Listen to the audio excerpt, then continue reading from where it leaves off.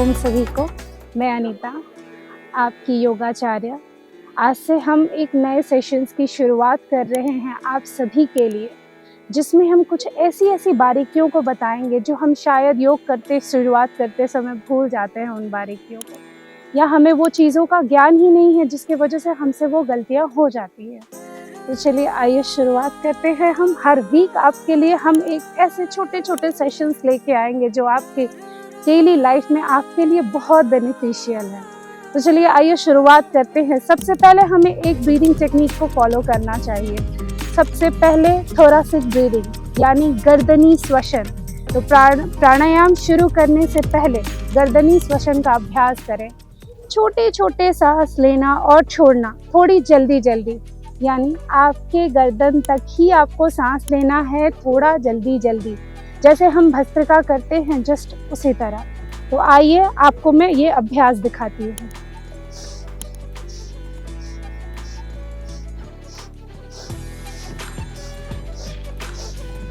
आपकी सजगता आपके गर्दन तक।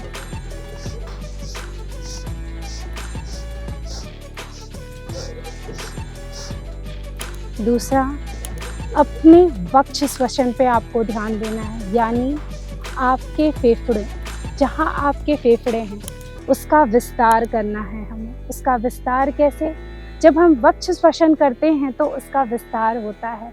तो चलिए अभ्यास प्रारंभ करते हैं।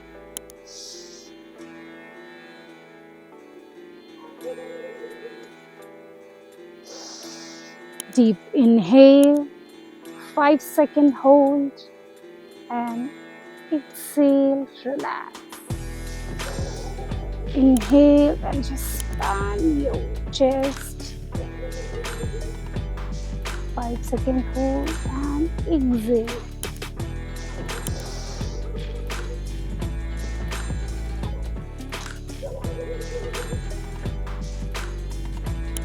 And the third one is abdominal breathing, उदर श्वसन।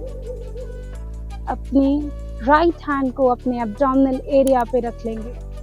उसके बाद अपने उदर श्वसन का अभ्यास करेंगे, यानी abdominal breathing. Inhale and expand your abdominal area, just hold 5 seconds and exhale.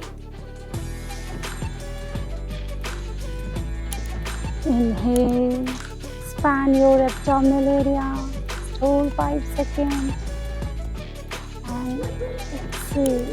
Just relax your body. Inhale, exhale.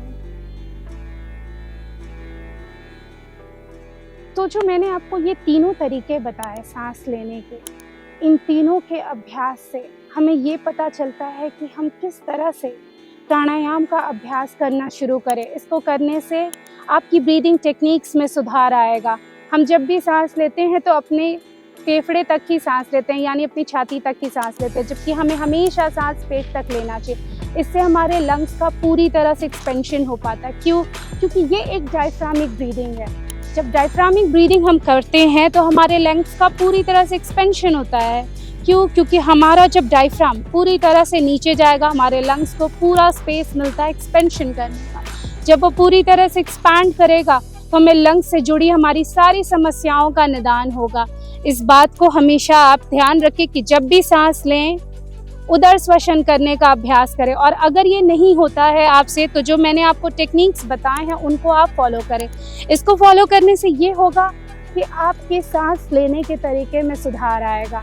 इसके बाद जब आप प्राणायाम का अभ्यास करेंगे तो आपको उसके पूरे लाभ आपको मिल पाएंगे। तो कुछ प्रिकॉशंस भी हैं जो हमें लेने चाहिए, जैसे जो अस्थमा के मरीज़ हुए, COPD के मरीज़ हुए और जिन्हें बहुत जल्दी लंग्स इन्फेक्शन हो जाता है, वो एक बार में ज़्यादा करने की कोशिश ना करें।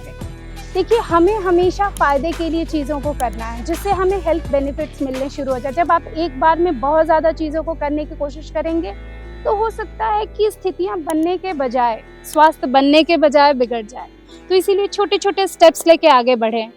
अब कुछ प्रिकॉशंस ये हैं, जैसे हमारे खान पान को लेके, जैसे हमने कुछ एक्सरसाइजेस किए और हमें तुरंत जैसे हमने ब्रीदिंग टेक्निक्स को जिसको भी अडॉप्ट किया, तुरंत हमें पानी नहीं पीना है, क्योंकि हमारी बॉडी इंटरनली हील हो रही है ना। तो अगर हम तुरंत, ये हमारी बॉडी हमारी वार्म अप हो रही है, तो अगर आपने तुरंत पानी पी लिया तो हमारे अस्थमा के जो मरीज हैं, जिनको लंग्स से रिलेटेड इश्यूज है, उनके हेल्थ बेनिफिट्स जो हैं उन्हें मिल नहीं पाएंगे पूरी तरह से, और हो सकता है कि उनकी स्थिति और बिगड़नी शुरू हो जाए। तो कोशिश करें कि पानी को अवॉइड करेंगे। पानी को जो अभ्यास है उसके पहले भी तुरंत पानी पी के अभ्यास ना प्रारंभ करें। और जो भी हम एब्डोमिनल ब्रीदिंग जब भी करेंगे तो हमें कम से कम, आप सुबह करें खाली पेट, सबसे अच्छी बात है। और इन केस अगर ये चीज़ें ना हो पाए तो आप इवनिंग में प्रैक्टिस करें। इवनिंग में खाने के 4 घंटे के बाद जब भी हम उदर श्वसन कर रहे हैं तो हमें खाने के 4 घंटे के बाद ही उस अभ्यास को करना है, क्योंकि बार बार हम अपने स्टमक को इसमें स्टिमुलेट करते हैं। तो जब हम अपने स्टमक को स्टिमुलेट कर रहे हैं तो हमें ये ध्यान रखना है कि हमें कम से कम 4 घंटे का गैप को ज़रूर मेंटेन करें। पंखे के नीचे, जिनको तुरंत लंग्स इन्फेक्शन होता है, वो पंखे के एकदम नीचे नहीं सोएंगे। अगर वो पंखे के नीचे सो रहे हैं तो थोड़ा सा एक पतले से टॉवल से या पतले से हैंकी से, अपने रुमाल से अपने हल्के से नाक को ढक लें, जिसके वजह से क्या होगा, डायरेक्ट हवा उनके नाक में नहीं लगेगी। कभी भी अभ्यास का प्रारंभ करें तो पंखे के हवा में नीचे ना करें।